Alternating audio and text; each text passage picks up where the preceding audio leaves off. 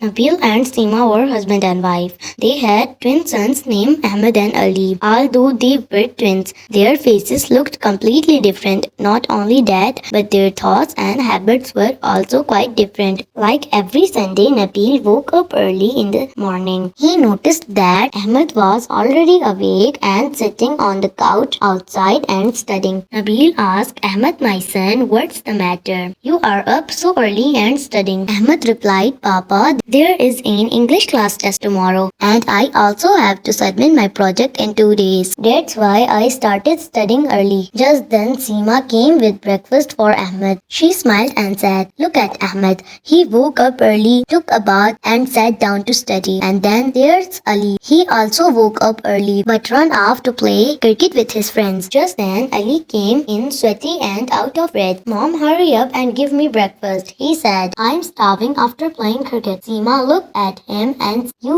are drenched in sweat. Go take a bath, then I will give you breakfast." "Oh mom, even on my day off, you don't let me rest and peace. I get only one holiday a week, and even then you make me bath early in the morning and force me to sit and study. I have the whole day. I will take a bath and study later." Just then Papa stepped in. "Ali, you have a test tomorrow like Ahmed. You should start your preparation first in the morning. The rest, playing and relaxing, can come later." Ali replied, "Papa, I will study too. I still have the whole day." Papa's voice turned serious but kind. "Those who don't do their work on time often end up regretting it. Whether it's work, meal, or playing, everything should be done on time. Only then can you succeed in life. Learn to make the best use of your time just like Ahmed does."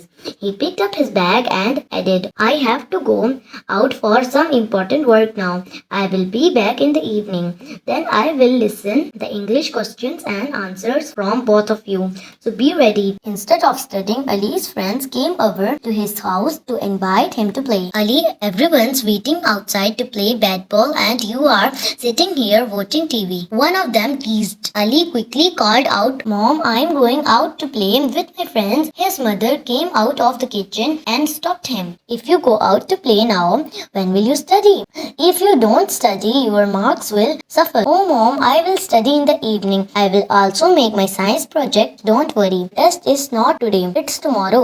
And as for marks, well, that's up to luck, isn't it?" Ali replied carelessly. Saying this, he ran off to play bat ball with his friends. Later that evening, when Nabil returned home, he saw Ahmed sitting at the table.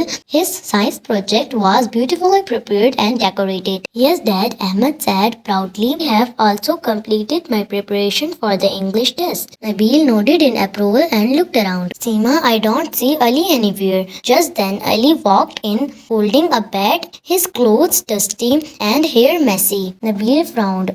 "You have been running around with a bat since morning. You have not even taken a bath, nor have you studied anything." Nabil scolded Ali. "Oh Papa, you started talking about studies the moment you got back. It's still just evening." "I will study soon," Ali replied casually. But Ali had a habit of postponing all his tasks for tomorrow, and because of this, most of his work always remained incomplete. The next day, Ahmed scored excellent marks in the test. Ali, on the other hand, got scolded badly by the teacher for scoring poorly. When both reached home, Ali also faced his mother's anger. "Ali, have you some shame? You and Ahmed are the same age, yet look at the difference. He does all his work on time, and you just keep delaying everything. That's why you are always falling behind."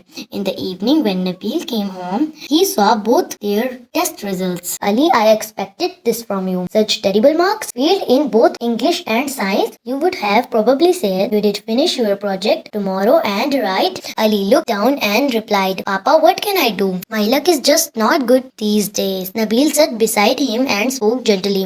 "Son, the person who doesn't use time wisely, keeps postponing his work, and blames luck can never succeed in life. Look at Ahmed. Both of you had the same amount of time. He used it well, and the result is right in front of you. Learn to value time and people will. And as for luck, we make our own luck through hard work and discipline. Begin to respect you.